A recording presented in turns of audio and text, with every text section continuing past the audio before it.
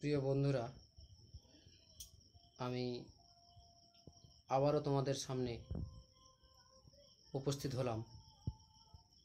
আমাদের স্বাধীনতা দিবস ৭৪তম স্বাধীনতা দিবসের প্রাক্কালে কিছু কথা নিয়ে।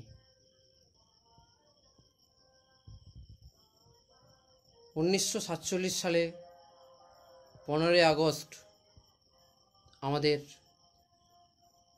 ভারতবর্ষের স্বাধীনতার সূর্যোদয় হয়েছিল বহু বিপ্লবীর প্রাণের বিনিময়ে।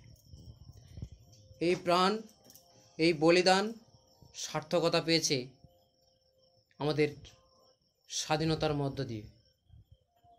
আমরা গর্বিত যে হাজারো বিপ্লবীর প্রাণের বিনিময়ে আমরা স্বাধীনতা পেয়েছি। কিন্তু এই স্বাধীনতা এর সম্পর্কে জানতে গেলে আমাদের অতীত ইতিহাস জানা একান্ত জরুরি।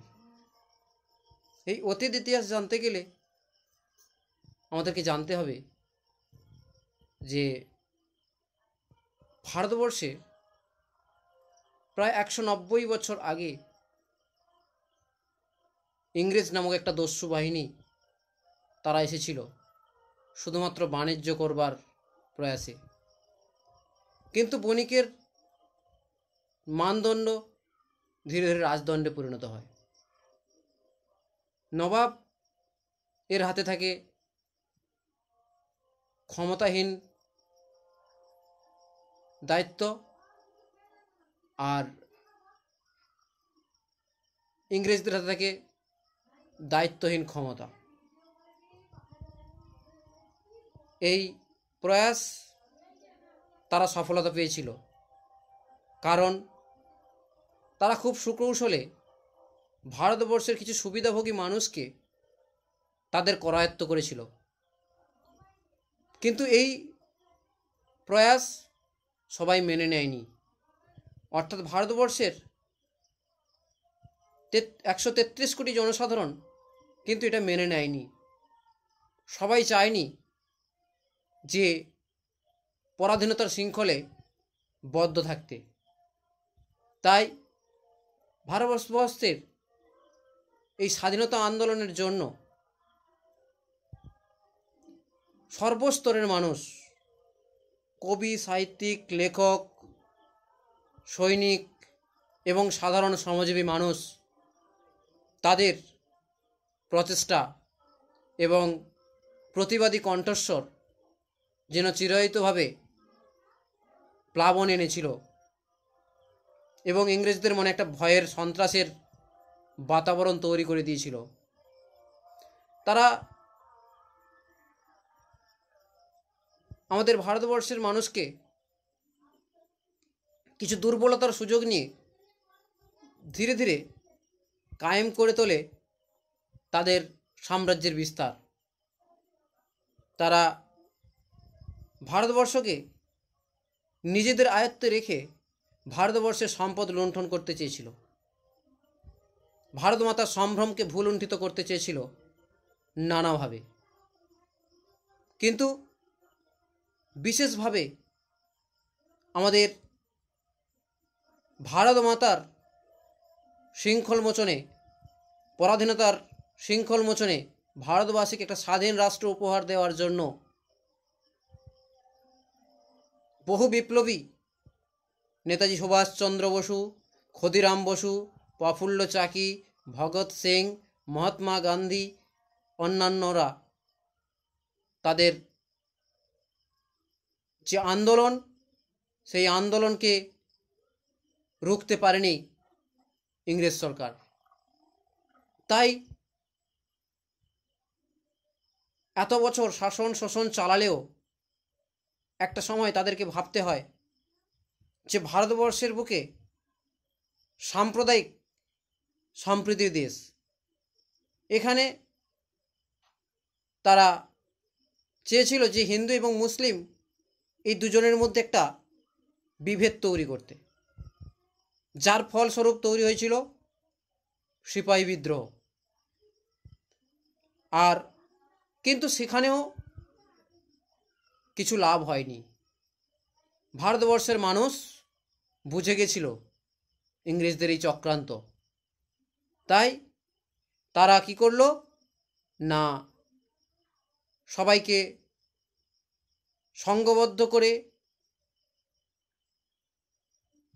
বিভিন্ন স্থানে বিভিন্ন রকমভাবে সভা ও সমিতি গঠন করে বিভিন্নভাবে ইংরেজদেরকে তাদের এই যে চক্রান্ত আগ্রাসী মনোভাব, সেই মনোভাবকে দমিয়ে দিয়ে ভারত মাতার মুক্তিযুদ্ধে স্বাধীনতার কর্মযজ্ঞে ঝাঁপিয়ে পড়ে এবং তাদের এই আত্মবলিদানে আজকের আমাদের এই স্বাধীনতা।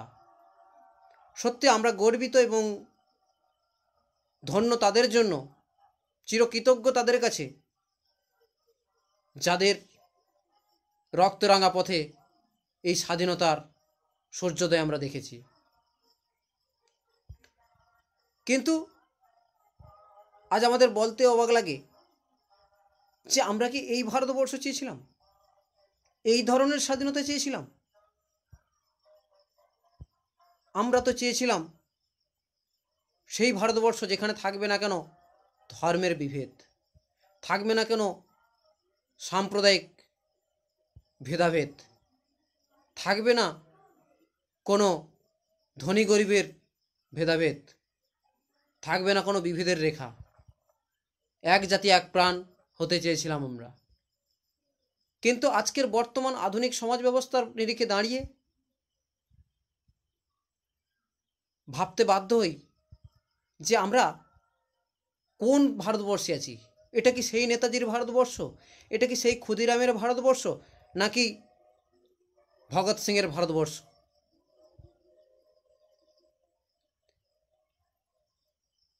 না, আজকের এই ভারতবর্ষ সেই ভারতবর্ষ নয়। কারণ আজকের ভারতবর্ষের প্রতিটি কোনায় কোনায় কান পাতলে শোনা যায় আকাশে বাতাসে শিশু, নারী এবং অসহায় মানুষের আর্তনাদ। নিরন্ন মানুষ আজও আমাদের এত আধুনিক সভ্যতা, সমাজ সভ্যতায় দাঁড়িয়েও আমরা আজ দেখতে পাই শয়ে শয়ে নিরন্ন মানুষ। তাহলে কেন? কিসে আমরা স্বাধীনতা পেয়েছি? যেখানে আমাদের নারী স্বাধীনতা নেই, নেই আমাদের বাক স্বাধীনতা, নেই আমাদের আত্মপ্রকাশের স্বাধীনতা। সমস্ত কিছুর পেছনে একটা রাজনৈতিক বিশৃঙ্খলা দেখা যায়, আর যার এক প্রকার দাসত্ব স্বীকার করে রয়েছি আমরা। আমরা চাই এই ভারতবর্ষ আবারও সেই নেতাজির ভারতবর্ষ, আমার রবীন্দ্রনাথের ভারতবর্ষ হোক। আমরা চাই এই ভারতবর্ষ ভগৎ সিংয়ের ভারতবর্ষ হোক, যে ভারতবর্ষে থাকবে না কোনো বিভেদের রাজনীতি, বিভেদের চক্রান্ত, ধর্মীয় বিভেদ, রাষ্ট্রীয় বিভেদ, মানসিকতার বিভেদ। আমাদের এই মানসিকতাগুলোকে পরিবর্তন করতে হবে, নতুনত্বের আঙ্গিকে আমাদেরকে রাঙাতে হবে। সর্বোপরি আমাদের চিন্তাভাবনা, মানবিক মূল্যবোধ এর বিকাশ সাধন অত্যন্ত জরুরি। তাহলেই আমরা আবারও এক নতুন এবং গর্বের স্বাধীনতা উপভোগ করতে পারব, যে স্বাধীনতা আজ থেকে 70 বছর আগে মানুষ চেয়েছিলেন। তাই আমরা আজ একটাই সংকল্প করতে চাই যে আমাদের মানসিকতার বদল ঘটাই, চিন্তাভাবনার পরিবর্তন আনি, এক নতুন ভারত গড়ে তুলি, আগামী প্রজন্মকে উপহার দিই এক নতুন ভারত, সাম্প্রদায়িক সম্প্রীতির ভারতবর্ষ, এক জাতি এক প্রাণ ভারতবর্ষ।